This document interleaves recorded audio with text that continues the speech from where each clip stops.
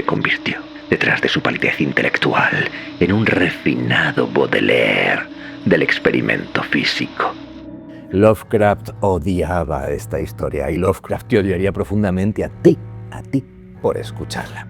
Quizá acabas de llegar aquí por casualidad porque el algoritmo de YouTube te ha recomendado este vídeo. Si es así, puedes empezar por este episodio 5 sin problemas y más adelante escuchar la serie completa. Si aún así eres de este tipo de personas que necesitan saberlo todo desde el principio, te dejo aquí el enlace a la serie completa. Ahora sí, empezamos con el episodio 5 de Herbert West Reanimador, narrado como todo en el canal con voz humana, la mía, sin inteligencia artificial, como debe ser. Herbert West Reanimador, un relato por entregas escrito por H.P. Lovecraft.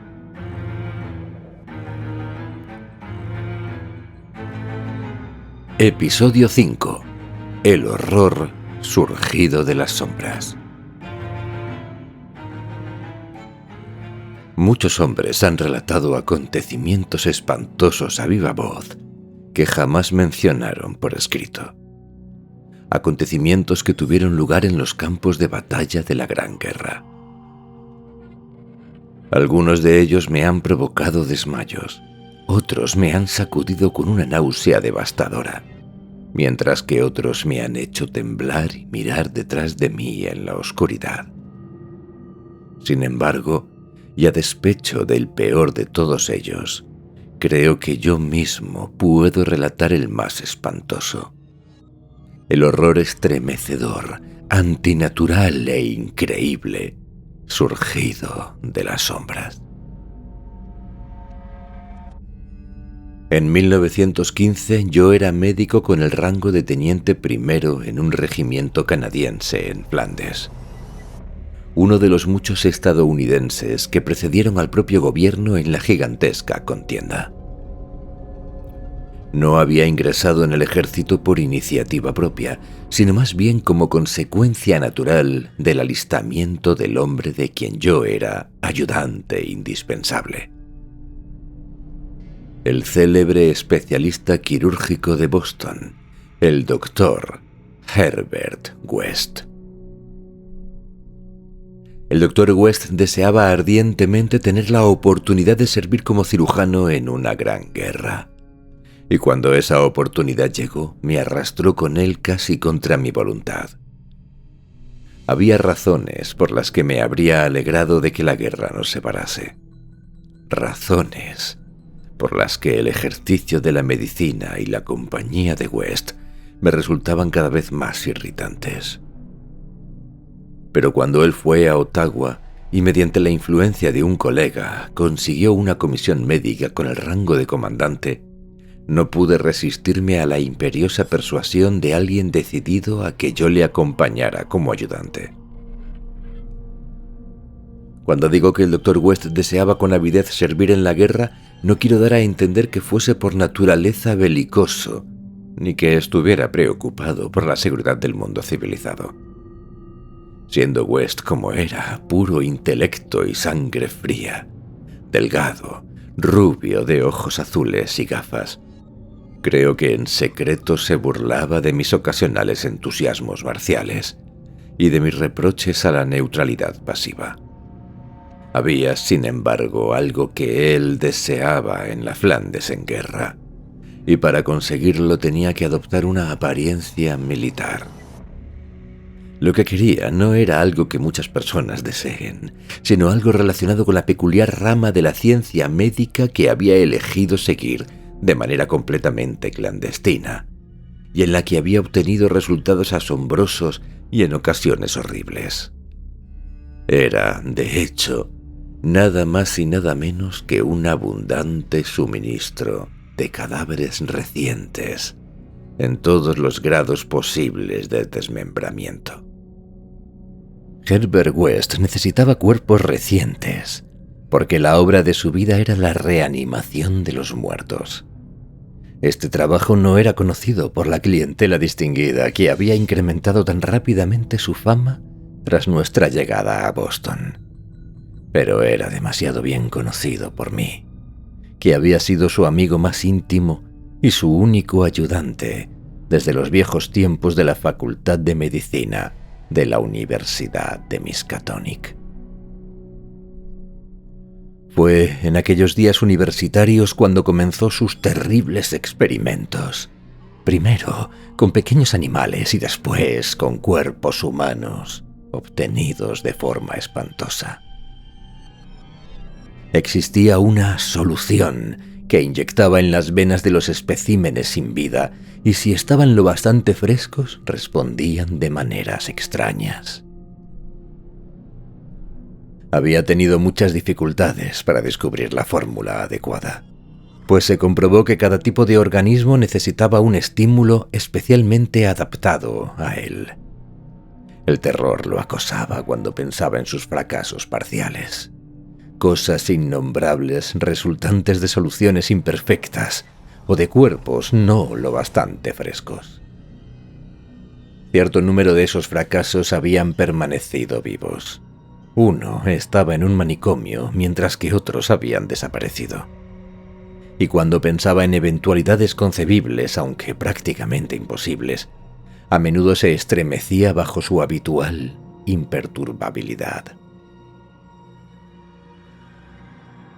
West había aprendido pronto que la frescura absoluta era el requisito principal para obtener especímenes útiles, y en consecuencia había recurrido a espantosos y antinaturales procedimientos de robos de cadáveres. En la universidad y durante nuestros primeros años de ejercicio conjunto en la ciudad fabril de Bolton, mi actitud hacia él había sido en gran parte de fascinada admiración.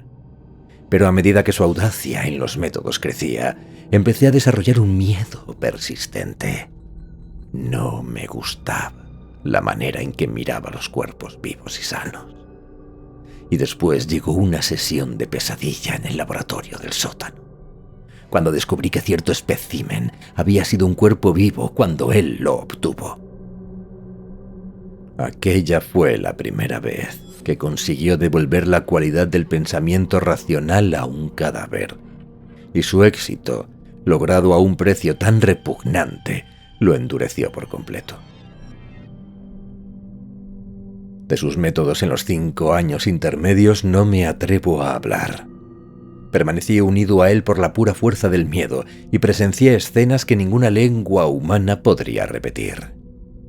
Poco a poco llegué a encontrar al propio Herbert West más horrible que cualquier cosa que hiciera.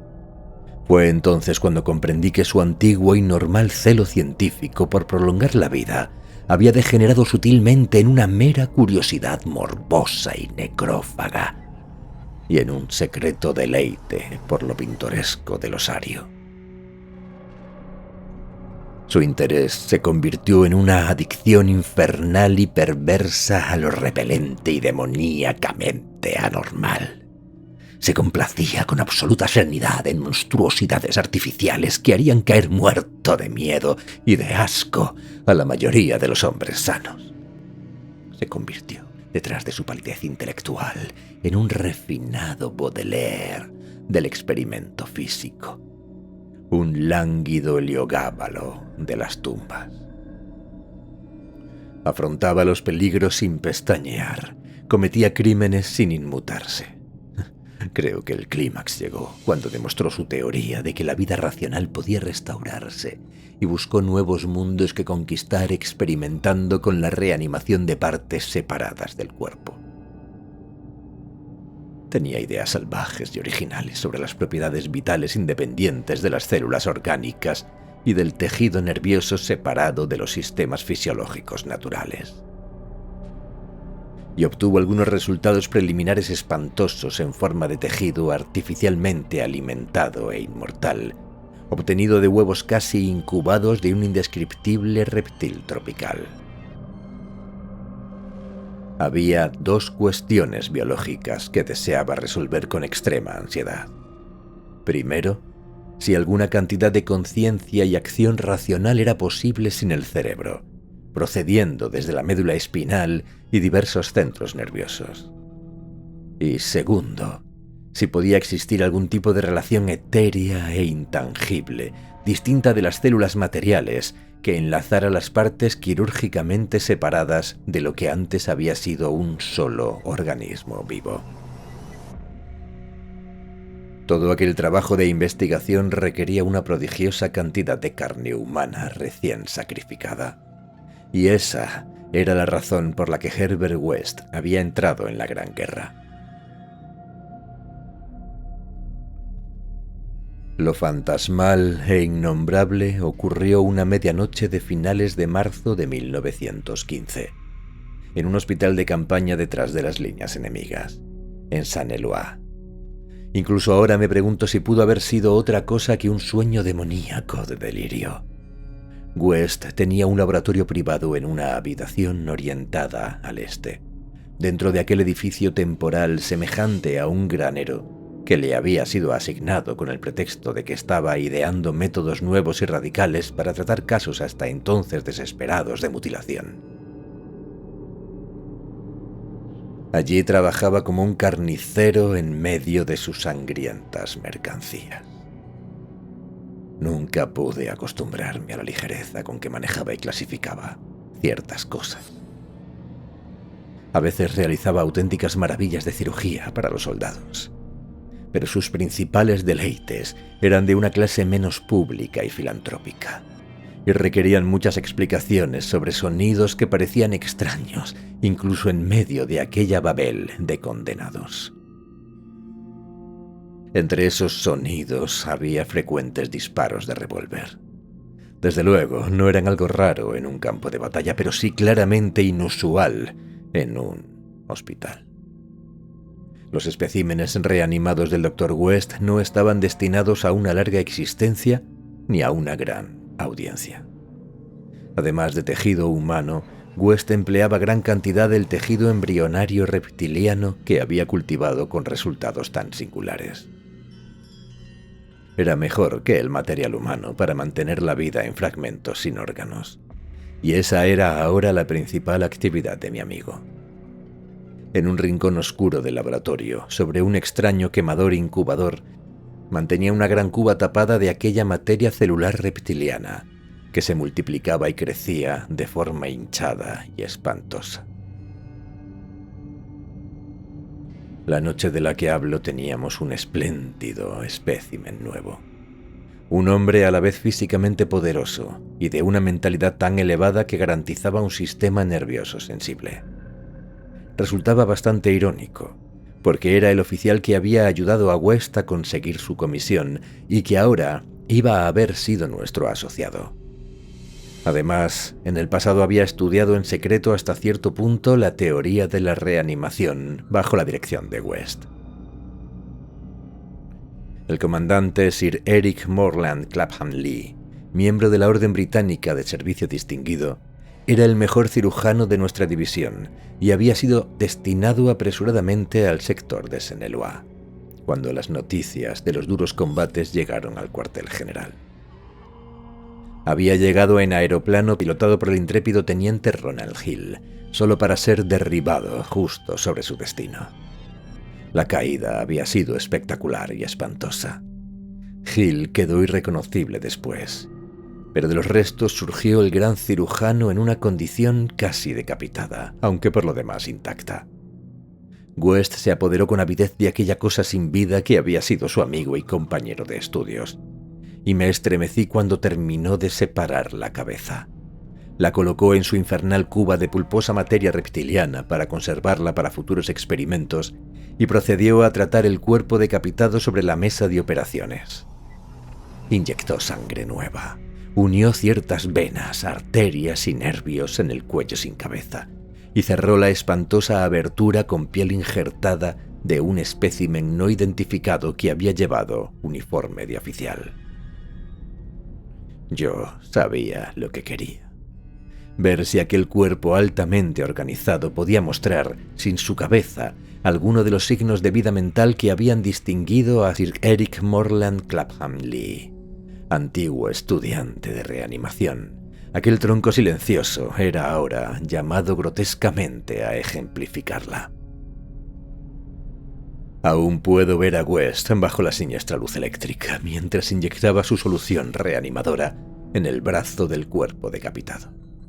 La escena no puedo describirla. Me desmayaría si lo intentara, porque hay locura en una habitación llena de cosas clasificadas del osario, con sangre y restos humanos menores casi hasta los tobillos sobre el suelo viscoso, y con espantosas anormalidades reptilianas brotando, burbujeando y cociéndose sobre un espectro parpadeante de tenue llama azul verdosa en un rincón lejano de sombras negras. El espécimen, como West observó repetidamente, tenía un sistema nervioso magnífico.